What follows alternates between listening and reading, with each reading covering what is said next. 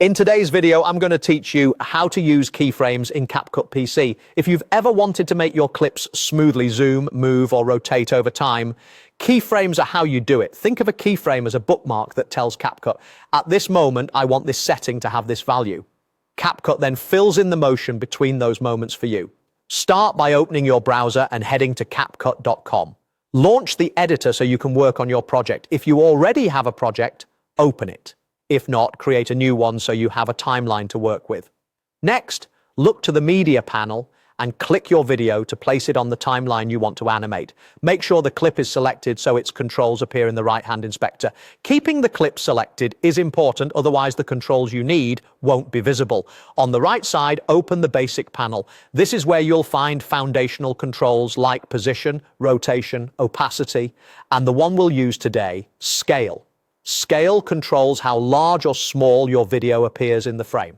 Right beside the scale control, you'll see a small diamond icon. That's the Add Keyframe button. Click it to create your first keyframe. When a property is keyframed, you'll typically see a small diamond appear on the clip's line, and the icon will indicate keyframing is active for that property. This first keyframe locks in the current scale at the current playhead position.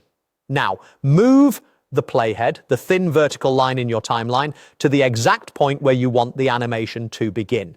If you've already added a keyframe, make sure it sits at this position so your starting value is locked in. If it isn't, simply place the playhead where you want and click the diamond again to add it there. To create a zoom in, go forward in time to where you want the zoom to finish, then increase the scale value.